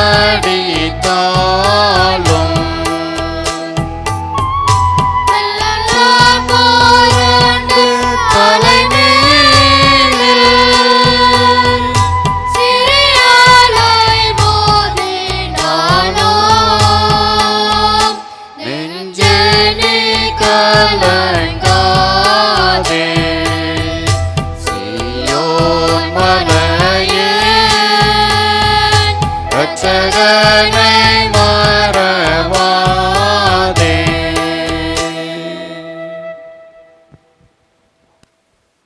நம்முடைய கர்த்தராகிய இயேசு கிறிஸ்துனுடைய கிருபையும் பிதாவாகிய தேவனுடைய அன்பும் பரிசுத்த ஆவியானவரின் நிறைவான ஐக்கியமும் நம் அனைவரோடும் கூட இன்றும் என்றும் சதாகாலமும் நிலைத்திருப்பதாக. ஜெபம் செய்வோம். நீ உயிரோடு இருக்கும் நாளெல்லாம் ஒருவனும் உனக்கு முன்பாக எதிர்த்து நிற்பதில்லை. நான் மோசையோடு இருந்தது போல உன்னோடும் இருப்பேன். நான் உன்னை விட்டு விலகுவதும் இல்லை, உன்னை கைவிடுவதும் இல்லை. கிருபை நிறைந்த எங்கள் அன்பின் தேவனே, உம்மை துதிக்கிறோம், ஸ்தோத்தரிக்கிறோம். அப்பா, நீர் தந்த இந்த பரிசுத்த நாளிலே உம்மை ஆராதிக்கக்கூடிய ஒரு வாய்ப்பு எங்களுக்கு தந்தீர். உம்முடைய வார்த்தைகளை தியானிக்கக்கூடிய கிருபை தந்தீர். உமக்கு நாங்கள் கொடாகொடி ஸ்தோத்திரங்களை செலுத்துகிறோம். தேவனே, உம்மால் பயன்படுத்தப்பட இருக்கின்ற பிள்ளைகளாகிய நாங்கள் எங்களுடைய வாழ்க்கையிலே எப்பொழுதும் உம்முடைய வழிகாட்டுதலை சார்ந்திருக்கின்றவர்களாக, உம்முடைய கருணையை சார்ந்திருக்கின்றவர்களாக, உம்முடைய பிரசன்னத்தை சார்ந்து வாழுகின்றவர்களாக காணப்படவும் ஆண்டவரே, நீர் எங்களை அழைத்த, எங்களை தெரிந்து கொண்ட, எங்களை மீட்டெடுத்த நோக்கத்தை எங்களுடைய வாழ்க்கையில் நிறைவேற்றவும் ஆண்டவர் எங்களுக்கு கிருபை தர வேண்டும் நாங்கள் ஜெபிக்கிறோம். அன்றைக்கு யோசுவாவுக்கு கொடுத்த அதே வாக்குத்தத்தத்தை இது அந்த நாட்களிலே உம்முடைய பிள்ளைகளுக்கு கொடுத்து நீர் வழிநடத்துங்க, பலப்படுத்துங்க சுவாமி. ஆண்டவர் எங்களுடைய வாழ்க்கையில் வருகின்ற பிரச்சனைகளிலும் பாடுகளிலும் துக்கங்களிலும் நாங்கள் மூழ்கி விடாமல் அதற்கு அடுத்தபடியாக தேவனாகிய கர்த்தர் எங்களை வழிநடத்துவதற்கு எங்களுக்கு ஆலோசனை தருவதற்கு நீர் வல்லவராக இருக்கின்றீர் என்பதை உணர்ந்து நாங்கள் செயல்படவும் ஆண்டவர் எங்களுக்கு நீர் உதவி செய்வீராக. தேவன் எங்களுடைய வாழ்க்கையிலே நாங்கள் எளிமையை கடைபிடிக்கவும் எல்லாவற்றிற்கும் உம்மீது நம்பிக்கை உள்ளவர்களாக காணப்படவும் ஆண்டவர் நீர் உதவி செய்வீராக. அழைத்தவர் உண்மையுள்ளவர் என்கின்ற அந்த ஒரு உயர்ந்திய சிந்தனையோடு கூட எங்களை அழைத்த தேவனாகி உம்மை நம்பி ஆண்டவர் நம்முடைய அடிச்சுவடுகளை அனுதினமும் பின்பற்றி வருவதற்கு ஆண்டவர் கிருபை தாரும். எப்பொழுதும் நீர் எங்களோடு இருக்கின்றீர், நாங்கள் உம்மோடு இருக்கிறோம் என்கின்ற அனுபவத்திற்குள்ளாக உம்முடைய ஆவியினால் நிரப்பப்பட்டவர்களாக ஆண்டவரை நாங்கள் காணப்படவும் கர்த்தர் எங்களுக்கு கிருபை தர வேண்டும் நாங்கள் ஜெபிக்கிறோம் அப்பா. இந்த ஆராதனை வேளையிலே எங்களோடு இணைந்து உம்மை ஆராதித்த ஒவ்வொரு இறை மக்களையும் அவர்தம் குடும்பங்களையும் தேவனாகிய கர்த்தர் நீர் ஆசீர்வதித்தர வேண்டும் நாங்கள் ஜெபிக்கிறோம். குடும்பமாக பிள்ளைகளுடைய சமூகத்தில் வைத்த விண்ணப்பங்களுக்கு கர்த்தர் கிருபையாக பதில் தந்து நீர் ஆசீர்வதித்தர வேண்டும் நாங்கள் ஜெபிக்கிற ராஜா. ஆண்டவரே, இந்த வேளையிலும் கூட தகப்பனே, யார் யார் தங்களுடைய குடும்ப வாழ்க்கையினுடைய ஆசீர்வாதங்களுக்காக நன்மைகளுக்காக உம்முடைய சமூகத்தில் ஜெபித்துக் கொண்டிருக்கின்றார்களோ அவரவருடைய தேவைகளை ஆண்டவர் நீர் சந்தித்தரல வேண்டும் நாங்கள் ஜெபிக்கிறோம். உம்மை நம்பி இருக்கின்ற பிள்ளைகள் ஆண்டவரை வெட்கப்பட்டு போகாதபடிக்கு, உம்மை நம்பி இருக்கின்ற பிள்ளைகள் தகப்பனே குறுகி போகாதபடிக்கு, உம்மை நம்பி இருக்கின்ற பிள்ளைகள் வீழ்ந்து போகாதபடிக்கு வாழ்க்கையிலே எல்லா மேன்மைகளையும் ஆசீர்வாதங்களையும் கனத்தையும் பெற்றுக்கொண்டு ஆண்டவர் இன்னும் உமக்காக எழுந்து பிரகாசிக்கும்படியாக கர்த்தர் கிருபை தர வேண்டும் நாங்கள் ஜெபிக்கிறோம். உம்முடைய கிருபை கூட விரக்கட்டு சாமி. தகப்பனே, இந்த நாட்களிலும் கூட விசேஷமாக இந்த கொடிய காலகட்டங்களிலே ஆண்டவரை பரவி வருகின்ற இந்த கொடிய கொள்ளை நோய் நின்று ஆண்டவர் பெரிய விடுதலையை எங்களுடைய தேசத்திற்கும் உலக நாடுகளுக்கும் நீர் தந்தரல வேண்டும் நாங்கள் ஜெபிக்கிறோம். ஆண்டவரை, ஒருவேளை இந்த கடைசி காலகட்டங்களிலே பொல்லாதவிகளாக இருக்கின்ற இந்த காலகட்டங்களிலே நாங்கள் நீர் எங்களுக்கு தந்திருக்கின்ற நாட்களையும் காலங்களையும் பிரயோஜனப்படுத்திக் கொள்ளவும் ஆண்டவரை உம்முடைய சித்தத்திற்கு அர்ப்பணித்து உம்முடைய சித்தத்தை நிறைவேற்றுகின்ற மக்களாக நாங்கள் காணப்படவும் ஆண்டவர் எங்களுக்கு உதவி செய்தரல வேண்டும் நாங்கள் ஜெபிக்கிறோம். உம்முடைய கிருபை கொடை இருக்கட்டும் அப்பா. இந்த கலடை குறித்து சேகரித்திற்காக நாங்கள் ஜெபிக்கிறோம். எல்லா திருச்சபைகளுக்காக குடும்பங்களுக்கு நாங்கள் ஜெபிக்கிறோம். கர்த்தர் தாமே ஒவ்வொரு குடும்பத்தை ஆசீர்வதிப்பீராக. மக்கள் கையிட்டு செய்கின்ற எல்லா வேலைகளிலும் நிறைவான நன்மைகளை ஆண்டவர் பரிபூர்ணமாய் நீர் தந்தரல வேண்டும் நாங்கள் ஜெபிக்கிற ராஜா. உம்முடைய கிருபை மாத்திரம் பிள்ளைகளை சூழ்ந்து கொள்வதாக. ஆண்டவரை, உலக பிரகாரமான ஆசீர்வாதங்களையும் உன்னத ஆசீர்வாதங்களை பெற்றுக்கொண்டவர்களாக உன்னதமான தேவனுக்கு நாங்கள் ஒவ்வொருவரும் குடும்பங்களாக தனிநபர்களாக உயிருள்ள சாட்சிகளாக எழுந்து பிரகாசிக்கவும் ஆண்டவர் எங்களுக்கு அனுக்கிரகம் செய்தரல வேண்டும் நாங்கள் ஜெபிக்கிறோம். உம்முடைய கிருபை மாத்திரம் கூடவே இருக்கட்டும் அப்பா. எங்களை தாழ்த்தி அர்ப்பணிக்கின்றோம். இந்த வாரத்தின் மீதியான ஒவ்வொரு நாட்களிலும் ஆண்டவர் தாமே உம்முடைய கரங்களால் எங்களுடைய கரங்களை பிடித்து நீர் வழி நடத்துவீராக. துதி, கனம், மகிமை அனைத்தும் உமக்கே நாங்கள் செலுத்துகின்றோம். மீட்பர் இயேசு கிறிஸ்துவின் இன்ப நாமத்தில் ஜெபிக்கின்றோம் எங்கள் நல்ல பிதாவே, ஆமென். கர்த்தராகிய இயேசு கிறிஸ்துவினுடைய கிருபையும் பிதாவாகிய தேவனுடைய அன்பும் பரிசுத்த ஆவியானவரின் நிறைவான ஐக்கியமும் நம் அனைவரோடும் கூட இன்றும் என்றும் சதா காலமும் நிலைத்திருப்பதாக.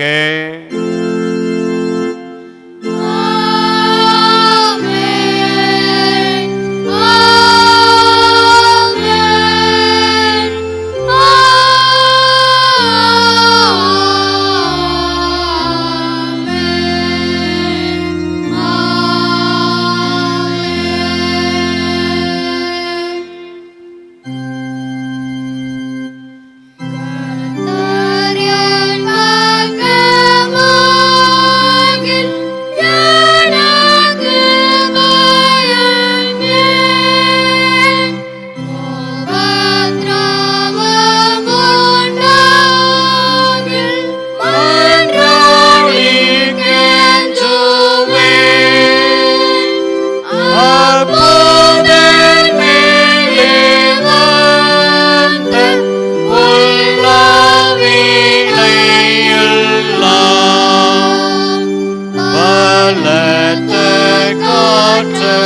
ஒளித்த துரும்பு போலேயா.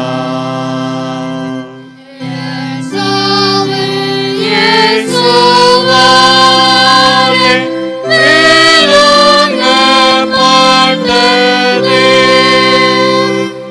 அவர் இரக்கத்தாலே என் பாவக்கேட்டுக்கு நான் என்றாய் நீங்களானேன். நான் நியாய தீர்ப்புக்கோ பயப்படாதோ நானேன். வாழ்வெனக்கு வரும். என் உள்ளமே நாளேக்கும் துதிக்க வேண்டுமோ. கர்த்தாயாய் மெல்லுதேகும் பகலோ நல்லவோ. பரத்தில் வைக்கப்பட்ட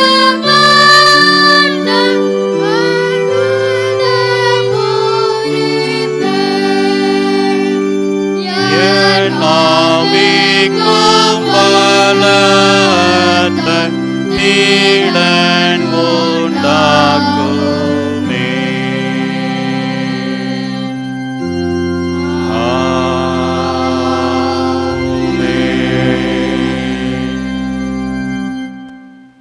என் ஆத்துமாவே கர்த்தரை ஸ்தோத்திரி, என் முழு உள்ளமே அவருடைய பரிசுத்த நாமத்தை ஸ்தோத்திரி. என் ஆத்துமாவே கர்த்தரை ஸ்தோத்திரி, கர்த்தர் செய்த சகல உபகாரங்களையும் மறவாதே. ஆமென். கர்த்தர் உங்களோடு இருப்பாராக. அவர் உமது ஆவியோடும் இருப்பாராக. கிறிஸ்துவுக்கு அன்பானவர்களே, இந்த பரிசுத்த நாளிலே எங்களோடு இணைந்து ஆண்டவரை ஆராதித்து மகிமைப்படுத்தின உங்கள் யாவரையும் கல்லடைக்குறிச்சி கிறிஸ்து ஆலயத்தின் சார்பாக அன்போடு கூட வாழ்த்துகின்றோம். இந்த பரிசுத்த ஆலயத்தின் நன்மைகளை தேவனாகிய கர்த்தர் உங்கள் ஒவ்வொருவருக்கும் நிறைவாய் தந்தருள்வாராக. God bless you all.